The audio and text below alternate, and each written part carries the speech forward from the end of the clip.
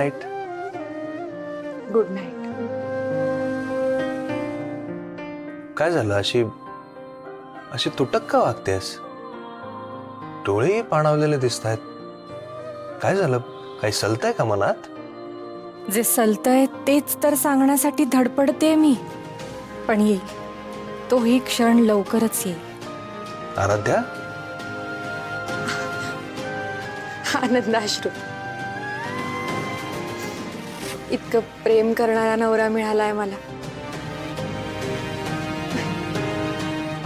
मग तरी पण हा दुरावा काय आहे आपल्यात? झालं, आली कथा मूळ पदावर.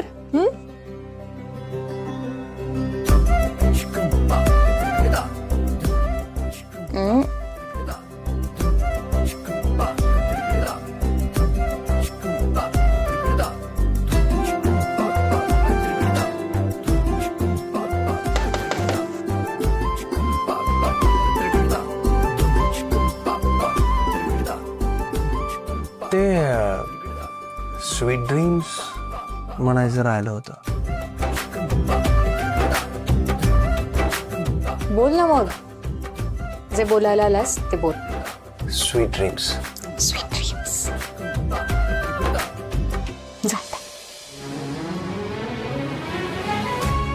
जायलाच पाहिजे.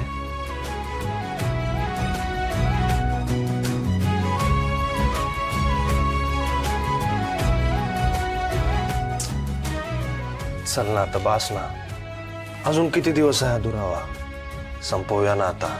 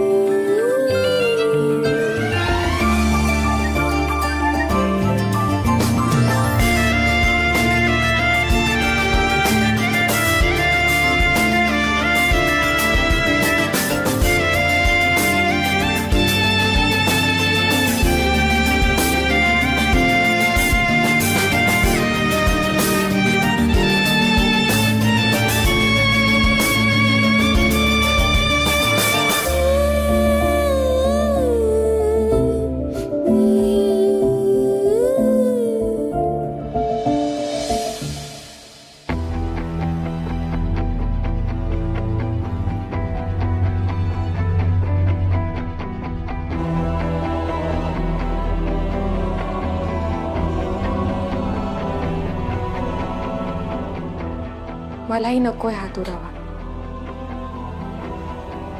पण प्रत्येक वेळी मी तुला माझं सत्य सांगायला गेले की नियती काहीतरी अडथळे आणते. नियतीच्या मनात काय ना मला कळत नाहीये.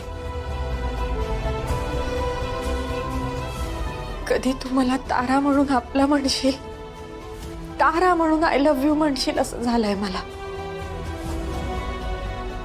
आराध्याचा मुखवटा नकोय मला.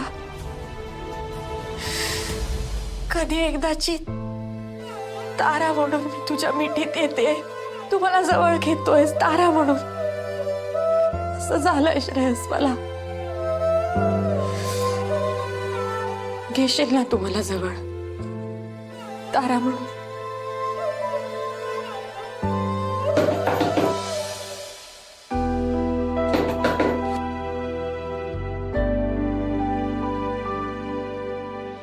श्रेयस, अरे बा.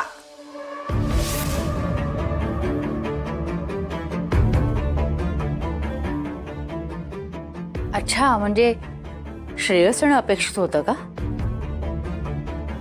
सॉरी हा, मी तुझा अपेक्षाभंग केला. मी बघायला आले होते, खरं तर विचारायला आले होते. काय झालं पार्टीत? तू श्रेयसला सत्य सांगितलंस? नाही. श्रेयस येऊन गेला का आता? बिचारा. मला तुम्हा दोघांचं ना खरंच खूप वाईट वाटतं. किती प्रेम आहे तुमचं दोघांचं एकमेकांवर. नवरा बायकोचं नातं आहे तुमच्यात.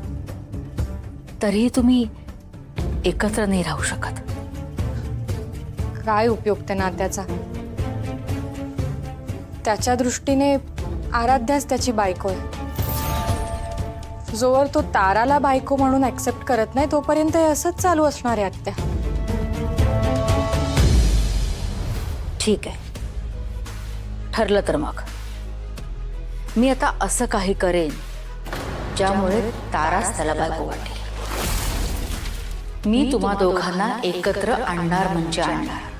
तुमचं प्रेम तुम्हाला मिळवून देईन, तेव्हाचा जन्म सार्थकी लागला असं समजेल.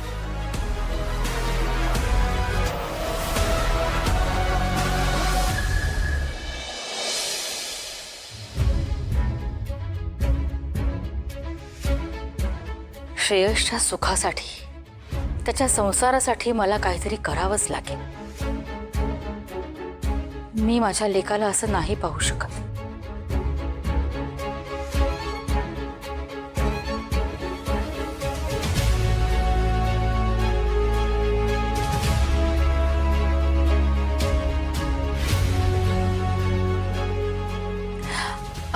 सॉरी मी तुम्हाला थोडासा उशिरा फोन केला.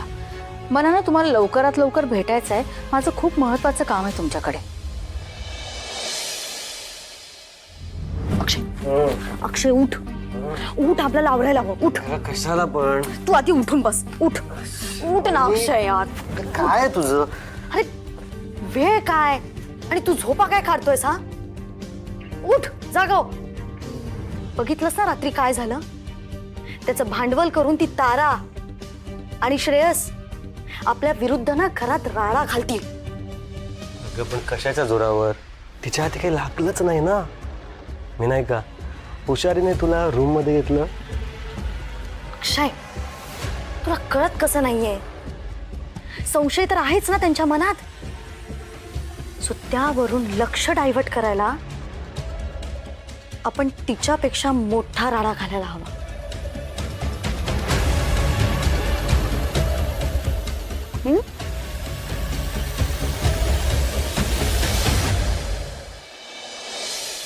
संजय, हा 40 लाखाच्या गैरव्यवहाराबद्दल श्रेयस बोलला होता. काय झालं त्याचं? काही पत्ता लागला का? भाऊजी ठोस असं काही हाती लागलं नाही, पण त्या प्रकरणाचा लवकरात लवकर छडा लागेल. कारण आपल्या श्रेयसनी चांगलंच मनावर घेतलंय. काय मनावर घेतलं श्रेयसने? ते आपल्या टॅलीमध्ये जो 40 लाखांचा फरक येतोय ना, त्या गैरव्यवहाराच्या तळाशी जायचं श्रेयसने मनावर घेतलंय. की आम्हाला आरोपीच्या पिंजऱ्यात उभं करायचं मनावर घेतलंय त्यांनी.